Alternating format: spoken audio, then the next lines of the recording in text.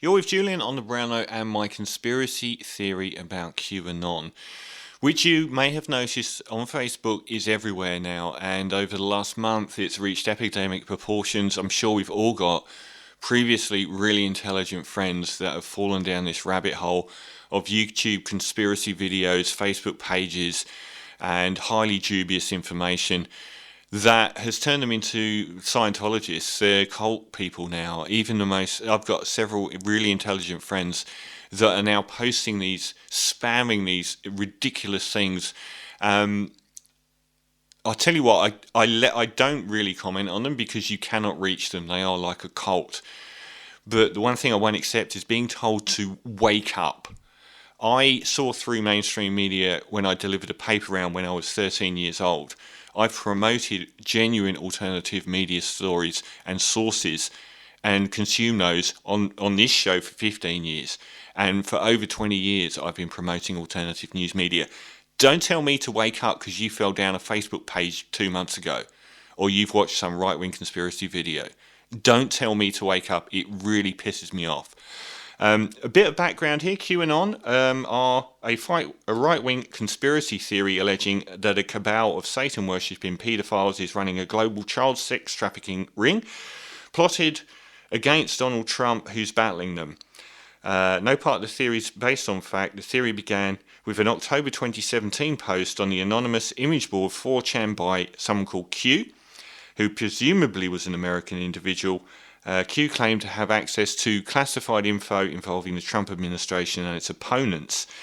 NBC found 3 people took the original Q post and expanded it across media platforms.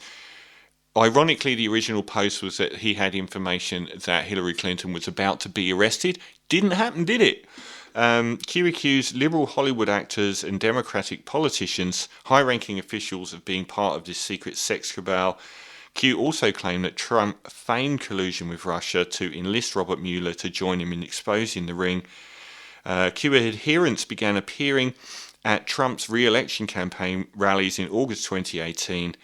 TV and radio personality Michael LeBron, a promoter of the theory, was granted a photo op with Trump in the Oval Office, and Trump has amplified QAnon messaging at least 216 tweets mentioning them. Into 2020, the number of QAnon adherents was unclear, but they had a large presence on social media, particularly Twitter and Facebook. A lot of their accounts are being taken down. Just to give a background, again, reading, experts have classified QAnon's appeal as similar to religious cults, according to an expert in online conspiracy, René Durista. QAnon's pattern of enticement similar to that of cults in the pre-internet era. As the targeted person was led deeper and deeper into the group's secrets, they became more and more isolated from friends and family outside of the cult.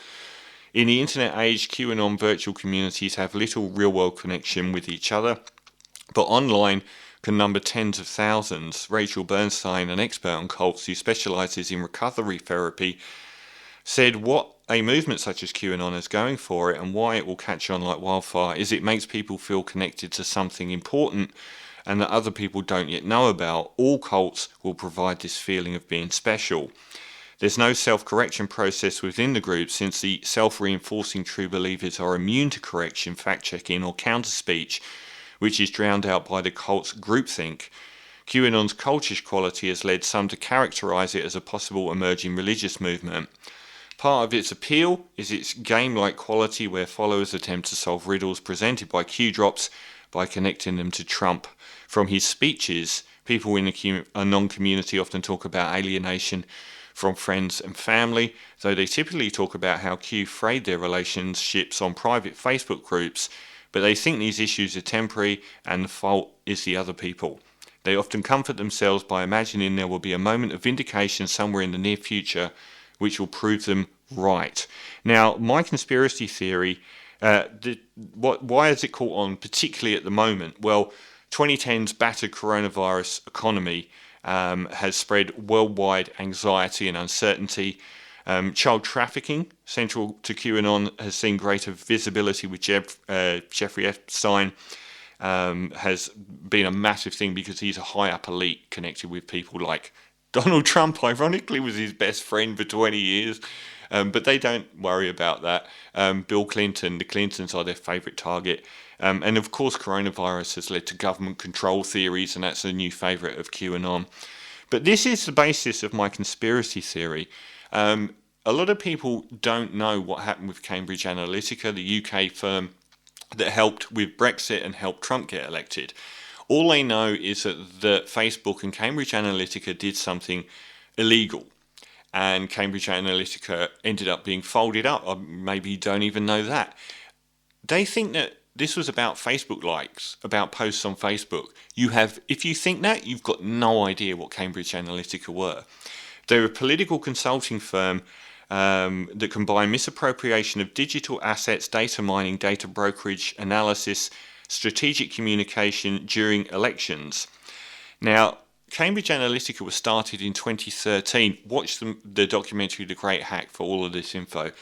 They were an offshoot of SCL Group, Strategic Communications Laboratories. Now, these were a defence contractor for 30 years.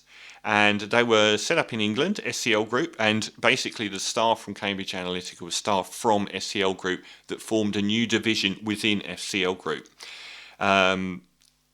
They expanded into military and political arenas and were known for involvement in military disinformation campaigns all the way up to social media branding.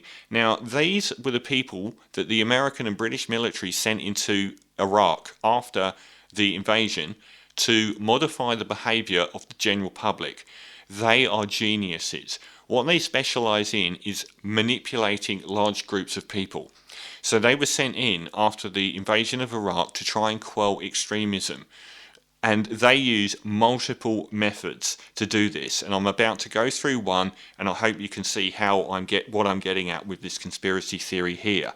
And I'm not just talking about specifically Cambridge Analytica or SCL Group, but just remember that they are a PSYOPs firm working for 30 years with the British and American military, designed with all this tech that they've come up with themselves that's brilliant, to actually modify the behaviour of large groups of the public and to be used in wartime to stop people becoming extremists after their country's been invaded.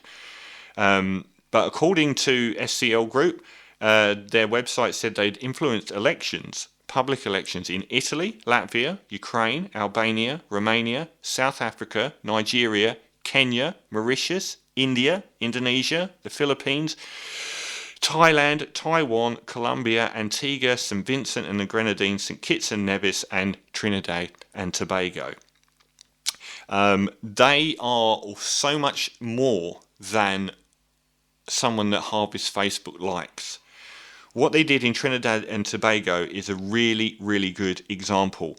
They set up a group called Do So in Trinidad and Tobago. In Trinidad and Tobago, you had the Indian side, Indian heritage side, which were very conservative and pro-business, and they knew that they wouldn't change their vote. Then you had the black side, the originally African side, that would change their vote if you could get to the malleable voters. So they set up this campaign a couple of years out from the election called Do So. This became a youth group which enticed blacks under the age of 30 to take their business into their own hands and to reject the government doing anything for them. So that when it came round to an election a couple of years down the track, they wouldn't regard who was being in power as being important because they'd become empowered themselves. That is genius, and it worked. The black vote under 30 was massively down, and the Indian vote was perfectly as they expected it to be, so the Indians got in. By empowering the black side of the under 30 vote, who they knew they could affect, they actually swung an election against those people. In America, they targeted 3 states and 300,000. They said they had something like 50 data points on every voter in America, but they only targeted 300,000 voters in 3 swing states and bombarded them in the lead up to the election. And the difference in those 3 states between Trump being elected president or Hillary was 60,000 votes.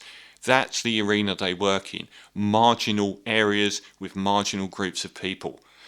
Now, Cambridge Analytica may not be the people responsible for QAnon, but the people that are responsible for QAnon, I think, must be connected with whoever those kinds of organisations are. It's ridiculous to assume that there aren't any others, or that all of the people from SCL Group and Cambridge Analytica didn't continue in those fields of manipulation that are so clever and so dangerous. The British government export controlled the technology and software and methodology that Cambridge Analytica used by their own testimony to the British Houses of Parliament, because it was deemed weapons of war. Export controlled hardware and software and methodology which was only to be used in wartime, they were using on civilian populations. Now, I believe that there is something behind this QAnon thing because, again, it is originally set up to benefit Trump, to get Trump supporters G'd up, and it is targeting people that might be in the margins voting-wise, people that may not be right-wing, but may have fallen victim to these conspiracy theories about coronavirus. The reason I'm thinking this is because it has massively increased in visible online presence in the Murdoch countries, the UK, America, and Australia, 2 months out from the US election.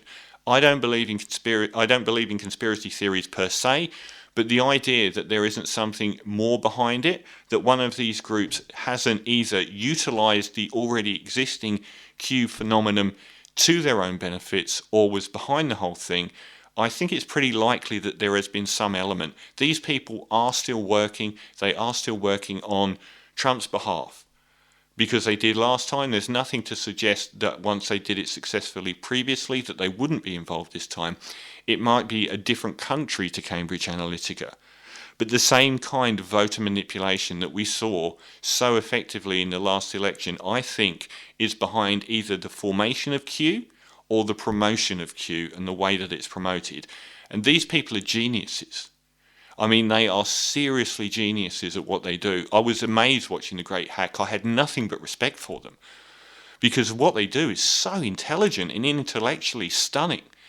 But unfortunately, it's incredibly dangerous. And it can actually modify an election result by targeting very small groups of people. So I think that there is a much more sinister backing to the Q phenomenon, and it is designed, as before, to target a limited group of voters. American elections are always very, very close. They only work if there is a few percent between each candidate. Otherwise, they don't really have an effect.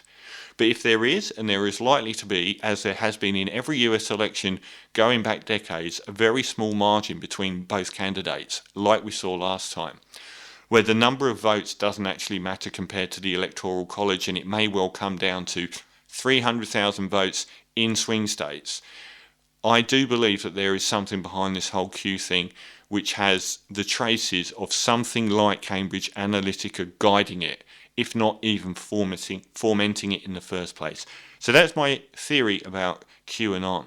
It's a deliberate, tactical enterprise. Whether it started that way or not, I don't know. It's possible, but I think it is certainly being utilised by the same groups of people and styles of people and methodologies that helped Trump win the last election. And the fact that it's become so prominent with an election 60 days away, I think is speaking volumes. That's my theory on QAnon.